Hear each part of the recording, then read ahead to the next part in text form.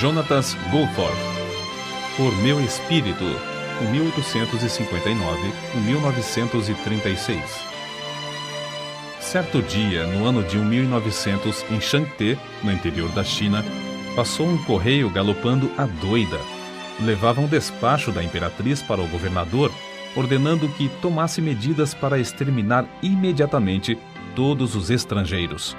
Na horrenda carnificina que se seguiu, Jonatas Goforth, com sua esposa e filhinhos, foram cercados por milhares de boxers, determinados a tirar-lhes a vida. O pai da família, ao cair no chão com uma tremenda pancada que quase lhe partiu o crânio, ouviu uma voz dizer-lhe: "Não temas, teus irmãos estão orando por ti." Antes de ficar inconsciente, viu chegar a galope um cavalo que ameaçava atropelá-lo. Ao voltar a si, percebeu que o cavalo caíra ao seu lado, esperneando de tal maneira que os seus atacantes foram obrigados a desistir do propósito de matá-lo.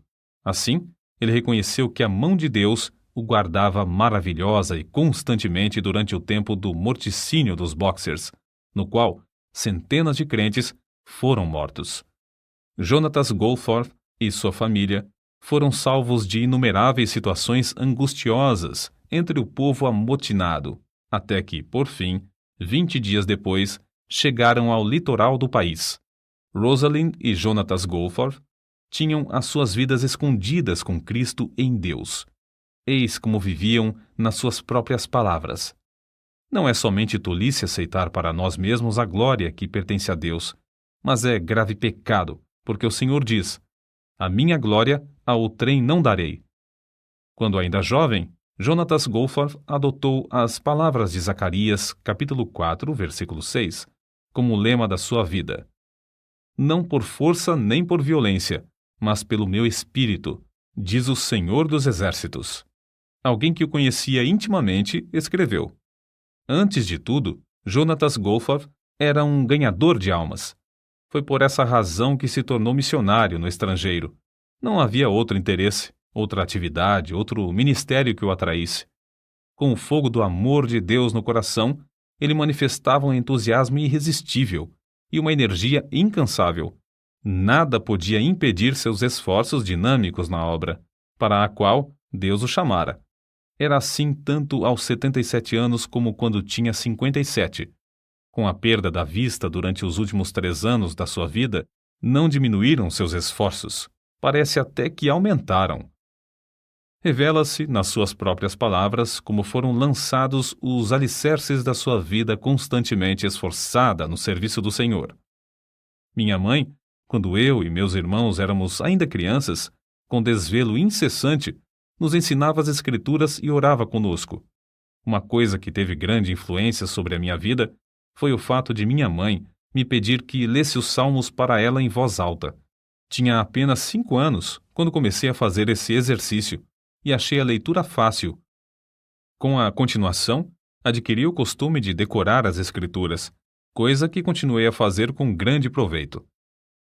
Todos podemos testificar que é fácil fazer com que a leitura das Escrituras e a oração cheguem a uma monótona formalidade, mas, ao contrário, o semblante de Jonatas Goforth se iluminava com o reflexo da glória das Escrituras que recebia na alma.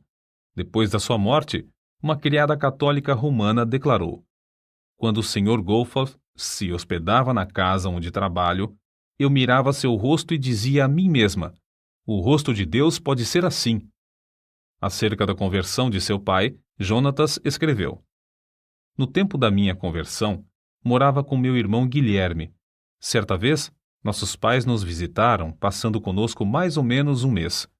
Fazia tempo que o Senhor me dirigira a fazer culto doméstico. Assim, certo dia, anunciei: faremos o culto doméstico de hoje e peço que todos se reúnam depois do jantar. Esperava que meu pai se manifestasse contrariamente, porque em casa não costumávamos dar graças antes das refeições, quanto mais fazer culto doméstico. Li um capítulo de Isaías e depois de falar algumas palavras, oramos juntos, de joelhos. Continuamos a realizar os cultos domésticos durante o tempo que eu estava em casa. Depois de alguns meses, meu pai foi salvo." O jovem Goforth, no tempo de estudante no ginásio, Visava ser advogado, até que certo dia leu a inspiradora biografia do pregador Roberto McCheyne. Não somente se desvaneceram para sempre todas as suas visões de ambição, mas ele dedicou também a sua própria vida a levar almas ao Salvador. Nesse tempo, devorou os livros. Os discursos de Spurgeon, os melhores sermões de Spurgeon, Graça Abundante, Bunyan, e O Descanso dos Santos, Baxter. A Bíblia, contudo, era o seu livro predileto e costumava levantar-se 2 horas mais cedo para estudar as Escrituras, antes de se ocupar em qualquer outro serviço do dia. Acerca da sua chamada nesse tempo, ele escreveu: apesar de sentir-me dirigido ao ministério da palavra, recusava terminantemente ser missionário no estrangeiro. Mas um colega me convidou a assistir à reunião de um missionário que fez o seguinte apelo: faz 2 anos que passo de cidade em cidade contando a situação de Formosa e rogando que algum jovem se ofereça para me auxiliar. Mas parece que não consegui transmitir com êxito a visão a nenhum. Volto então sozinho. Dentro de pouco tempo, meus ossos estarão embranquecendo na encosta de um morro em Formosa. Quebranta meu coração saber que nenhum moço se sente dirigido a continuar o trabalho que iniciei. Ao ouvir essas palavras, senti-me vencido pela vergonha. Se o chão tivesse me engolido, teria sido um alívio. Eu, comprado com o precioso sangue de Cristo, ousava planejar a minha vida como eu mesmo queria. Ouvi a voz do Senhor dizer: a quem enviarei? E quem há de ir por nós? E respondi: eis-me aqui, envia-me a mim. Desde então, sou missionário.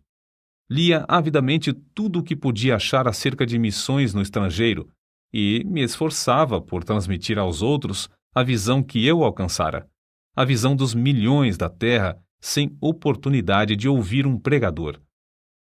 Por fim, chegou o tempo de iniciar seus estudos em Toronto.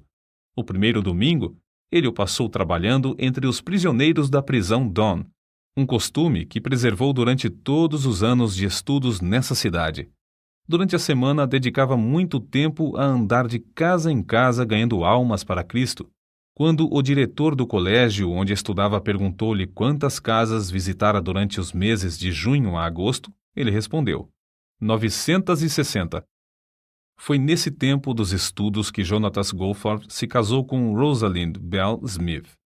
Acerca do encontro de ambos, ela escreveu: comecei, aos 20 anos de idade, a orar pedindo que, se o Senhor desejasse que eu me casasse, ele me dirigisse um moço inteiramente dedicado a ele e ao seu serviço. Certo domingo, achei-me em uma reunião de obreiros da Toronto Mission Union. Um pouco antes de começar a reunião, alguém à porta chamou Jonatas Goforth. Ele, ao levantar-se para ir lá fora, deixou a Bíblia na cadeira. Então, eu fiz uma coisa que nunca pude explicar. Nem para ela achei desculpas. Senti-me impelida a ir à cadeira dele, apanhei a Bíblia e voltei à minha cadeira. Ao folhear rapidamente o livro, achei-o quase gasto pelo uso e marcado de capa a capa. Fechei-o e, sem demora, coloquei-o de novo na cadeira. Tudo isso aconteceu em um intervalo de poucos segundos. Ali, sentada no culto, eu disse a mim mesma: esse é o moço com quem seria bom que eu me casasse. No mesmo dia fui apontada, juntamente com outras pessoas, para abrir um ponto de pregação em outra parte de Toronto. Jonatas Goforth estava também entre o grupo. Durante as semanas que se seguiram, eu tive muitas oportunidades de ver a verdadeira grandeza da alma desse homem, a qual nem seu exterior desprezível podia esconder. Assim, quando ele me perguntou: queres unir a tua vida à minha para irmos à China? Sem vacilar um só momento, respondi: quero. Mas, alguns dias depois, foi grande a minha surpresa quando ele me perguntou: prometes nunca me impedir de colocar o Senhor e a sua obra em primeiro lugar, mesmo antes de ti? Era essa mesma qualidade de moço que eu pedira, em oração, para que Deus me desse como marido. Então, firmemente respondi: prometo fazê-lo sempre. Oh, como fora benigno o mestre ao esconder-me o que essa promessa significava! Poucos dias depois de eu haver prometido o que me pediu, veio a primeira prova. Eu sonhava, como mulher que era, com o bonito anel de casamento que ia receber. Foi então que Jonatas me disse: "Não te importas se eu te não comprar uma aliança?" A seguir, explicou com grande entusiasmo como se esforçava na distribuição de livros e folhetos sobre o trabalho na China. Queria economizar o mais possível para essa importante obra. Ao ouvi-lo, e depois de contemplar a luz no seu rosto, as visões de uma aliança bonita se desvaneceram. Era a minha primeira lição sobre os verdadeiros valores. Em 19 de janeiro de 1888, centenas de crentes se reuniram na estação em Toronto para se despedir do casal Goforth, que ia trabalhar na obra de Deus na China. Antes de sair o trem, todos baixaram a cabeça em oração, e ao partir, a grande multidão cantava: "Avante, soldados de Cristo!" E, uma vez fora da estação, os dois, no trem, rogaram a Deus que os guardasse para viverem eternamente dignos da grande confiança que esses irmãos haviam depositado neles. Não muito depois de chegarem à China, Hudson Taylor lhes escreveu: "Faz 10 anos que a nossa missão se esforça para entrar no sul da província e somente agora é o que conseguimos. Se a missão do interior da China, com missionários e auxiliares experientes na língua e nos costumes do povo, sofre fracasso durante 10 anos nessa província, como podia entrar ele, jovem e inexperiente, sem conhecer a língua?" As palavras de Hudson Taylor, "avançar de joelhos", tornaram-se o lema da missão de Goforth para entrar no Monte de Onan. Jonatas Goforth levou mais tempo para aprender a língua do que um companheiro seu que chegou 1 ano depois dele. Certo dia, ao sair para pregar, ele, em grande desespero, disse à sua esposa: "Se o Senhor não operar um milagre para eu aprender essa língua, serei um grande fracasso como missionário." 2 horas depois, voltou dizendo: "Oh, Rosa, que maravilha! Ao começar a pregar, as palavras e as frases tornaram-se tão fáceis que o povo me compreendeu bem."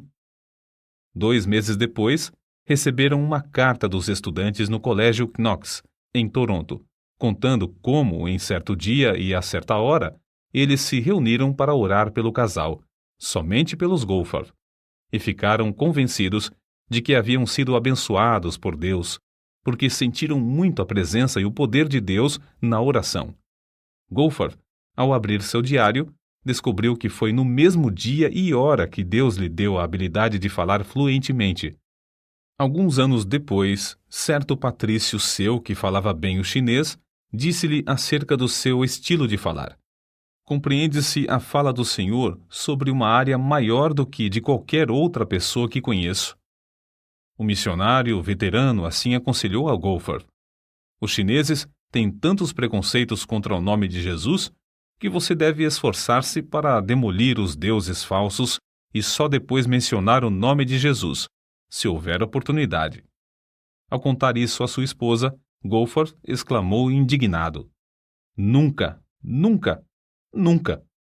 Em nenhum tempo ele se levantou para pregar sem a Bíblia aberta na mão."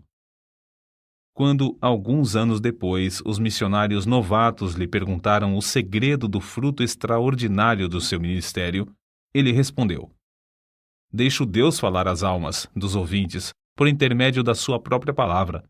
Meu único segredo era tocar no coração dos mais vis pecadores até mostrar-lhes as suas necessidades e pregar-lhes o Salvador poderoso para os salvar." Esse era o segredo de Lutero. Era o segredo de John Wesley, e ninguém se aproveitou mais dele do que Dwight Lyman Moody.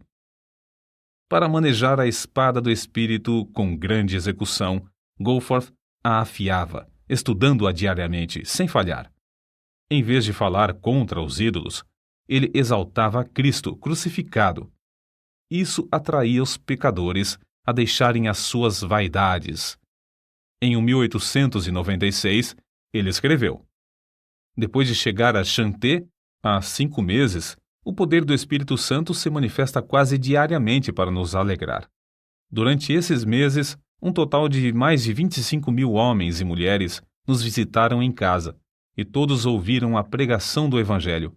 Pregamos, em média, 8 horas por dia. Há, às vezes, mais de 50 mulheres de uma vez no terraço. Ele pregava aos homens enquanto a sua esposa pregava às mulheres. Quase todas as vezes que apresentamos Cristo como Redentor e Salvador, o Espírito Santo salva alguém, e às vezes 10 a 20 pessoas. Contudo, não se deve pensar que esses missionários escaparam de grandes tribulações. Não muito depois de chegarem à China, um incêndio destruiu todas as suas possessões terrestres. O calor do verão era tão intenso que sua primogênita, Gertrude, faleceu, sendo necessário levar o cadáver a uma distância de 75 quilômetros, a um lugar onde se permitia enterrar os estrangeiros.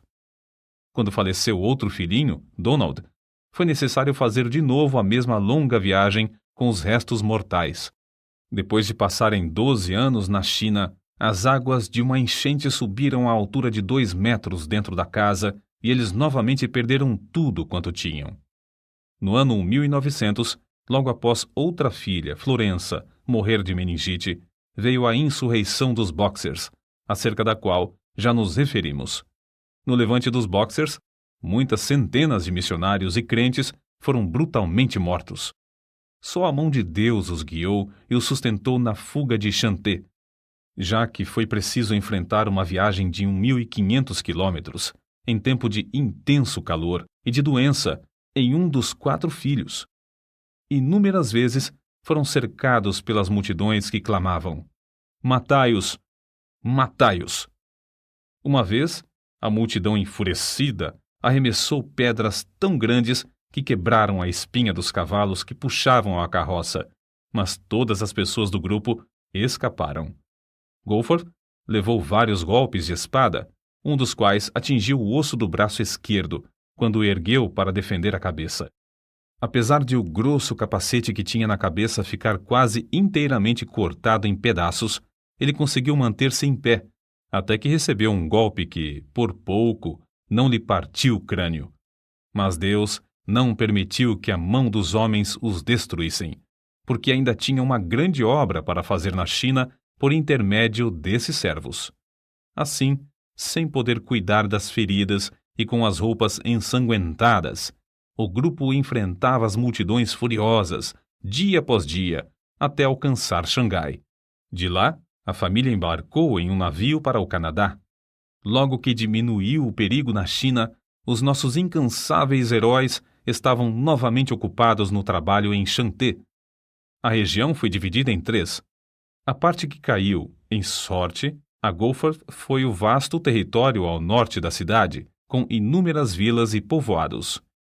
O plano de Goforth era alugar uma casa em um centro importante, passar um mês evangelizando e depois mudar-se para outro centro. Queria que a sua esposa pregasse no pátio da casa de dia enquanto ele e seus auxiliares pregavam nas ruas e nos povoados ao redor. À noite, faziam os cultos juntos, ela tocando o harmônio. No fim do mês, podiam deixar um dos auxiliares discipulando os novos convertidos, enquanto o grupo passava para outro centro. Acerca desse plano, a esposa de Goforth escreveu: "De fato, o plano foi bem concebido, a não ser por uma coisa. Não se lembrou dos filhos que perdemos. Lembrei-me de como os meninos com varíola em Ropei me cercaram quando segurava a criança no colo. Lembrei-me das 4 covas de nossos pequeninos. E endureci o coração, como pederneira, contra o plano. Como meu marido suplicava dia após dia: Rosa, por certo, o plano é de Deus, e receio que possa acontecer aos filhos se desobedecermos. O lugar mais seguro para ti e os filhos é no caminho da obediência. Pensas em guardar os filhos seguros em casa, mas Deus pode mostrar-te que não podes. Contudo, Ele guardará os filhos se obedecer-lhes, confiando nele." Não muito depois, Wallace caiu doente de disenteria asiática, e por 15 dias lutamos para salvar a criança. Meu marido me disse: "Oh, Rosa, cede a Deus antes de perder tudo." Mas parecia-me que Jonatas era duro e cruel. Então nossa filha Constância caiu enferma da mesma doença.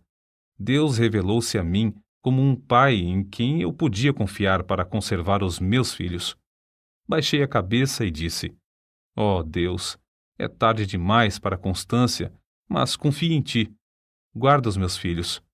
Irei aonde quer que me mandes. Na tarde do dia em que a criança faleceu, mandei chamar a senhora Wang, uma crente fervorosa e amada, e lhe disse: Não posso contar-lhe tudo agora, mas estou resolvida a acompanhar meu marido nas viagens de evangelização. Quer ir comigo? Com lágrimas nos olhos, ela respondeu: Não posso, pois a menina pode adoecer sob tais condições.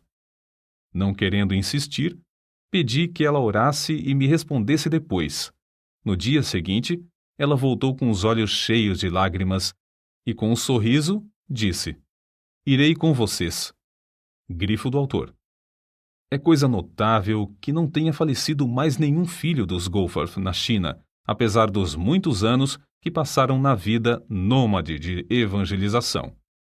Goforth observou tão fielmente seu costume de levantar-se às 5 horas para a oração e estudo das Escrituras, como quando estava em casa, em Chanté. Geralmente, para o estudo, tinha de ficar em pé diante da janela, com as costas viradas para a família. Acerca da obra em Chanté, são de Goforth essas palavras: Nos primeiros anos de meu trabalho na China, contentava-me com a lembrança de que sempre há a sementeira antes da colheita. Mas já eram passados mais de 13 anos e a colheita parecia ainda distante. Tinha certeza de que haveria uma coisa melhor para mim, se eu tivesse a visão e a fé necessárias para adquiri-la. Estavam constantemente perante mim as palavras do Mestre em João capítulo 14, versículo 12. Na verdade vos digo que aquele que crê em mim também fará as obras que eu faço, e as fará maiores do que estas, porque eu vou para meu Pai. E sentia profundamente como, no meu ministério, faltavam as maiores obras. No ano de 1905, Jonatas Goforth leu na autobiografia de Carlos Finney que um lavrador podia, com muita razão, orar pedindo uma colheita material independentemente de se cumprirem as leis da natureza, assim como os crentes podem esperar uma grande colheita de almas sem se cumprirem as leis que governam a colheita espiritual. Resolveu, então, saber quais eram essas leis e decidiu-se a cumpri-las a qualquer preço. Fez um estudo a fundo e de joelhos sobre o Espírito Santo e escreveu as notas nas margens da sua Bíblia chinesa. Quando começou a ensinar essas lições aos crentes, houve grande quebrantamento, com confissão de pecados. Foi na grande exposição idólatra de Sun Yat-sen que Deus, primeiramente, mostrou seu grande poder no ministério de Goforth. Durante o sermão, um obreiro exclamou em voz baixa: Esse povo está tão comovido pela pregação como a multidão no dia de Pentecostes pelo sermão de Pedro. Na noite do mesmo dia, um salão alugado e que não comportava toda a grande multidão pagã que queria assistir, Goforth pregou sobre o texto: Levando ele em seu corpo os nossos pecados sobre o madeiro. Quase todos mostraram-se convictos do pecado, e quando o pregador fez o apelo, levantaram-se clamando: Queremos seguir a esse Jesus que morreu por nós. Um dos obreiros presentes assim expressou o que viu: Irmão, aquele a quem oramos durante tanto tempo para que viesse, veio de fato esta noite. Nos dias que se seguiram, pecadores foram salvos em todos os pontos de pregação e em todos os cultos. Acerca do avivamento que nesse tempo visitou a Coreia, um dos missionários escreveu sobre o que presenciou. Os missionários eram como os demais crentes. Não havia alguém entre eles de talento extraordinário. Viviam e trabalhavam como quaisquer outros, a não ser nas orações. Nunca senti a presença divina como a senti nos seus rogos a Deus. Parecia que esses missionários nos levavam ao próprio trono no céu. Fiquei muito impressionado também ao ver como o avivamento era prático. Havia dezenas de milhares de homens e mulheres transformados completamente pelo fogo divino. Grandes templos, com assentos para 1.500 pessoas, ficavam superlotados. Era necessário realizar um culto para os homens e, em seguida, outro para as mulheres, a fim de que todos pudessem assistir. Em todos ardia o desejo de espalhar as boas novas. Crianças se aproximavam das pessoas que passavam pelas ruas, rogando-lhes que aceitassem a Cristo por seu Salvador. A pobreza do povo da Coreia era conhecida em todo o mundo. Contudo, havia tanta liberdade nas ofertas que os missionários não queriam ensinar mais sobre o dever de contribuir. Havia grande dedicação à Bíblia, quase todos levando um exemplar no bolso. E o maravilhoso espírito de oração permeava tudo. Ao voltar da Coreia, Goforth foi chamado à Manchúria. Mais tarde, ele escreveu: "Quando iniciei a longa viagem, estava convicto de que eu tinha uma mensagem de Deus para entregar àquele povo, mas não tinha ideia de como presidir a um avivamento. Sabia pronunciar um discurso e sabia levar o povo a orar, porém, nada mais sabia do que isso." Goforth teve um grande desapontamento ao chegar à Manchúria. Os crentes não oravam como lhe prometeram fazer e a igreja estava dividida. Depois do primeiro culto, ele, sozinho no seu quarto, caiu de joelhos em desespero. E Deus respondeu à sua insistência, enviando tão grande desejo de oração às igrejas e tão profunda contrição pelo pecado, que elas não somente foram purificadas de toda classe de pecado, inclusive dos mais horrendos crimes, mas os perdidos, em grande número, vinham e eram salvos. A senha do avivamento do ano de 1859 foi: "Necessário vos é nascer de novo." E a de 1870, "Crê no Senhor Jesus." Mas a meta de Goforth era: "Não por força nem por violência, mas pelo meu espírito." Zacarias capítulo 4, versículo 6. Que o Espírito Santo operava em vários lugares na Manchúria em resposta às orações insistentes e em face de embaraços de toda sorte, vê-se claramente no que ele escreveu acerca da obra na cidade de Niucheng. Ao subir ao púlpito, ajoelhei-me um momento como de costume para orar. Quando olhei para o auditório, pareceu-me que todos os homens, mulheres e crianças na igreja estivessem com dores de julgamento. As lágrimas corriam copiosamente, e houve confissão de toda a espécie de pecado. Como se explica isso? A igreja era conhecida como igreja morta e sem mais esperança. Contudo, antes de anunciar sequer uma palavra, sem mesmo cantar um hino ou orar, começou essa obra maravilhosa.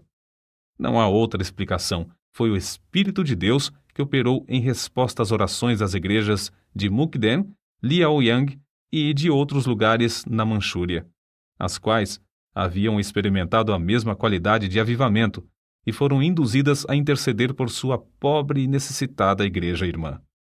Jonatas Goforth, quando foi à Manchúria, era quase desconhecido fora do pequeno círculo da sua denominação.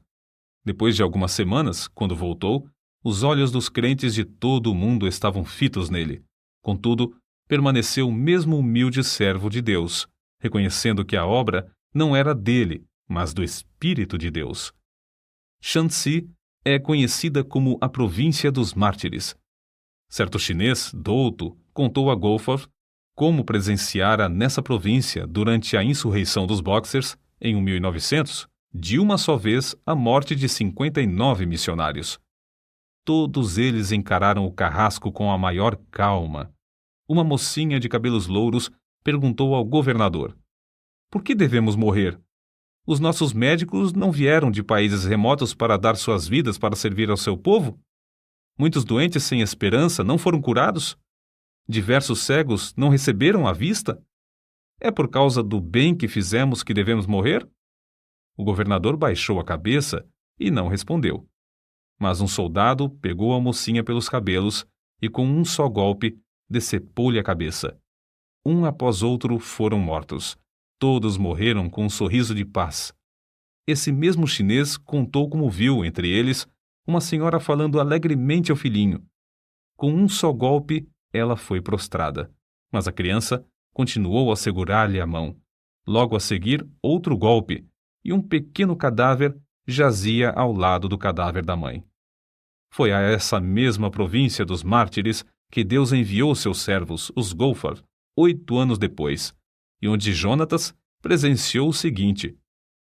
Em Xuanxian, não muito depois de começar a falar, vi muitos dos ouvintes baixarem a cabeça, convictos, enquanto as lágrimas corriam-lhes pelas faces.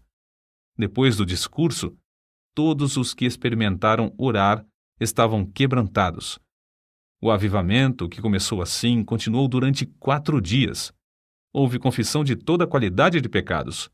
O delegado regional se admirou grandemente ao ouvir confissões de homicídios, de roubos e de crimes de toda a sorte. Confissões que só conseguiria arrancar deles, açoitando-os até quase os deixar mortos. Às vezes, depois de um culto de 3 horas ou mais, o povo voltava à casa para continuar a orar. Mesmo em horas tardias da noite, havia pequenos grupos reunidos em vários lugares para orar até quase clarear o dia. No colégio de moças em Shuvu, na mesma província dos mártires, as alunas insistiram para que lhes concedessem tempo para jejuar e orar. No dia seguinte, quando se reuniram de manhã para a oração, o Espírito caiu sobre elas e ficaram de joelhos até a tarde desse dia. Das centenas de exemplos evidentes da operação poderosa do Espírito Santo nos corações, dentre muitos outros lugares, citaremos aqui apenas os seguintes. Xanté. Quase 700 pessoas estiveram presentes pela manhã. Havia um fervor de homens se esforçando para ir à frente, de modo que Goforth só conseguiu pregar à tarde. O culto era contínuo, prolongava-se o dia inteiro, com intervalos para as refeições. Guangzhou. A igreja, com assentos para 1.400 ouvintes, não comportava as multidões. O Espírito Santo veio com poder extraordinário. Havia, às vezes, centenas de pecadores contritos chorando. 2 endemoniados foram libertos e se tornaram crentes fervorosos na obra de Deus. Em 4 anos, o número dos salvos aumentou de 2.000 para 8.000. Xuntefu. Inesperadamente, uma dúzia de homens começou a orar e a chorar, sem poder resistir ao poder do Espírito Santo. Velhos discípulos de Confúcio vinham à frente, quebrantados e humilhados, para confessar a Cristo como seu Senhor. Um total de 500 homens e mulheres foram salvos. Foi, talvez, a maior obra do Espírito Santo que eu tenha visto. Nanquim. A assistência foi de mais de 1.500 pessoas. Centenas que também queriam entrar não puderam e voltaram a casa. O culto da manhã durou 4 horas. O resto do tempo foi dedicado à oração e confissão de pecados. A massa de pessoas que desejava chegar ao estrado para confessar seus pecados foi tão grande que se tornou necessário construir outra escada. Subi de novo ao estrado, às 3 horas da tarde, para iniciar o segundo culto. Centenas de pessoas, nesse momento, começaram a vir à frente, e por isso eu não pude pregar.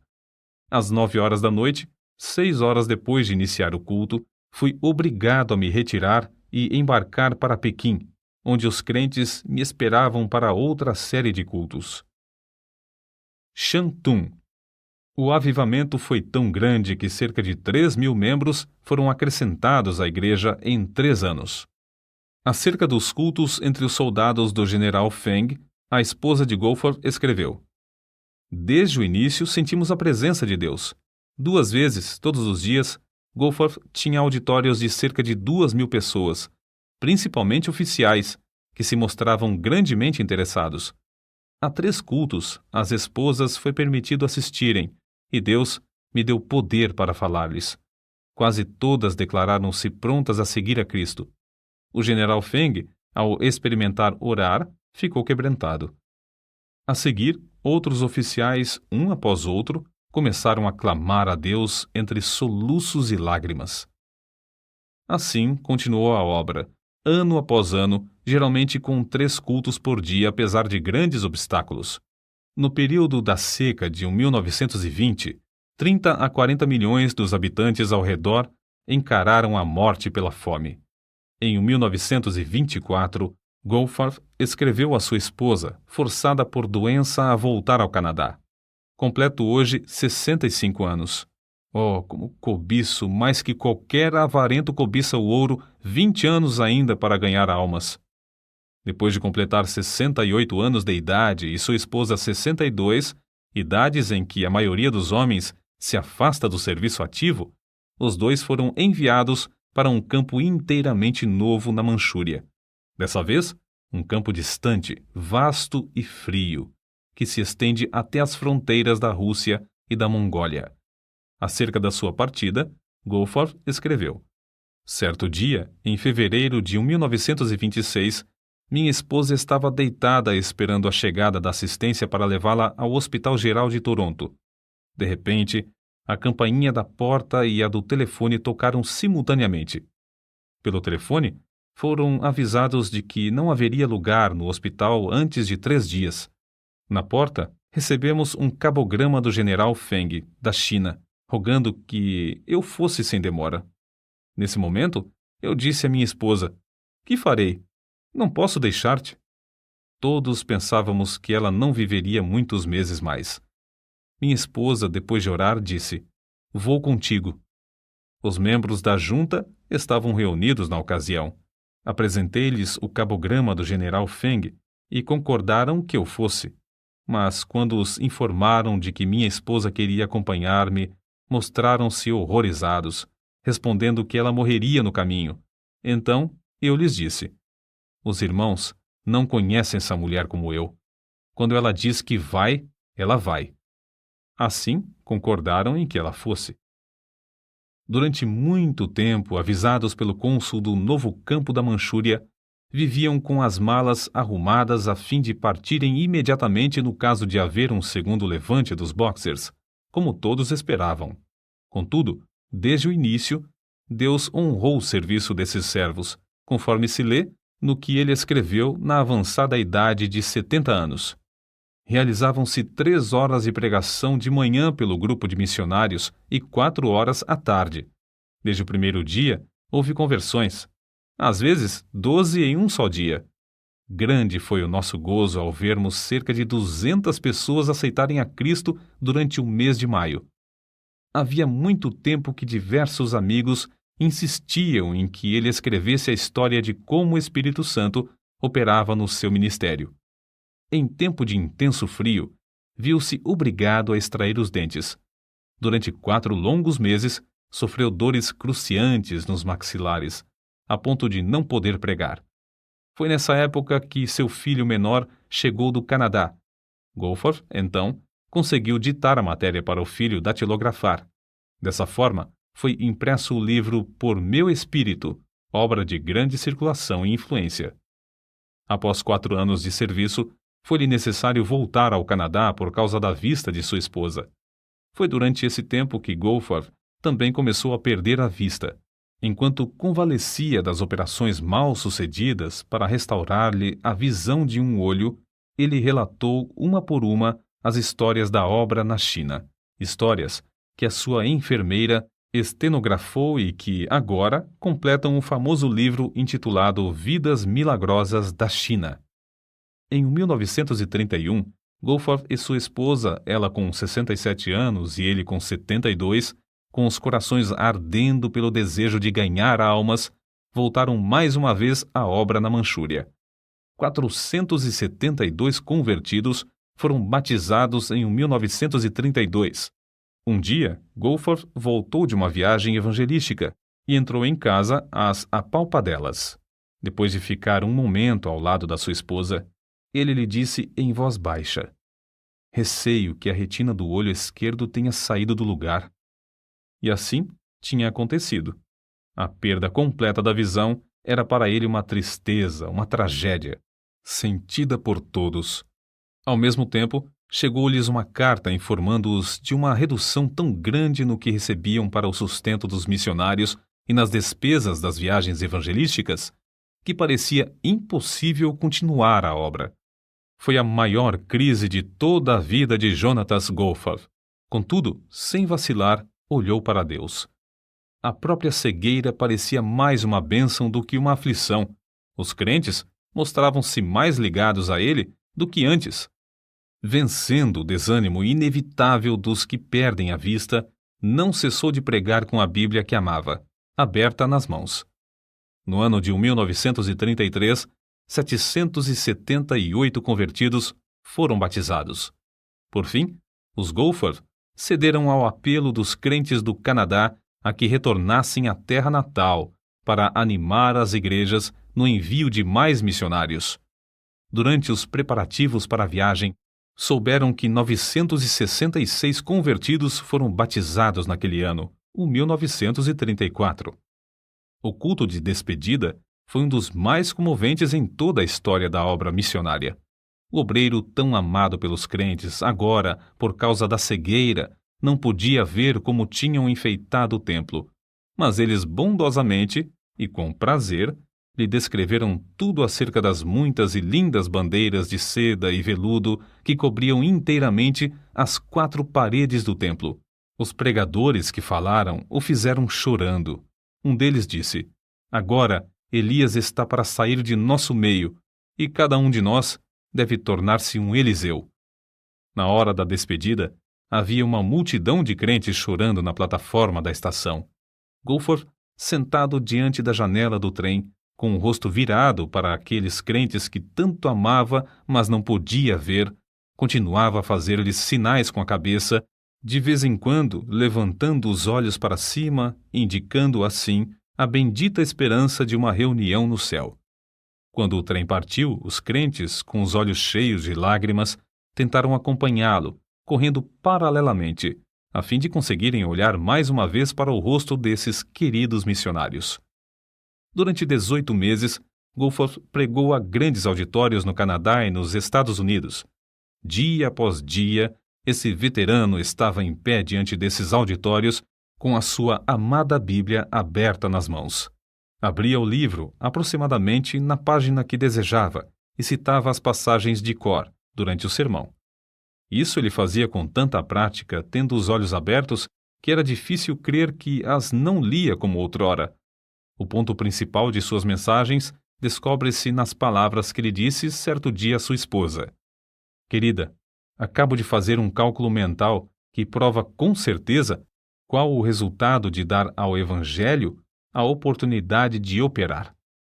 Se cada um dos missionários enviados à China tivesse levado tantas almas a Jesus como os 6 missionários do nosso campo durante o ano de 1934, o último ano que passamos na Manchúria, isto é, 166 almas por cada missionário, o número de conversões na China teria alcançado a cifra de quase 1 milhão, em vez de apenas 38.724. Isto é, teria sido 25 vezes maior." Grifo do autor. Certo dia, quando tinha de pregar somente à noite, ele disse à sua esposa: "Em vez de sairmos de casa hoje, acho melhor participarmos de um banquete da palavra. Lê para mim o precioso Evangelho de João."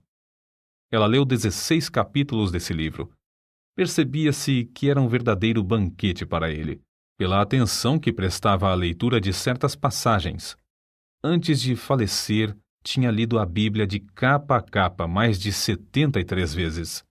Na noite do dia 7 de outubro de 1936, Jonatas Goforth, depois de um discurso fervoroso e longo sobre o tema Como o fogo do Espírito varreu a Coreia, deitou-se tarde para dormir. Às 7 horas da manhã seguinte, a sua esposa levantou-se e vestiu-se. Logo a seguir, verificou que foi mais ou menos no mesmo momento em que ela se levantou que ele, dormindo aqui na terra, num instante, acordou na glória, vendo de novo. Poucos dias antes, ele tinha dito que se regozijava em saber que o primeiro rosto que ia ver seria o de seu Salvador.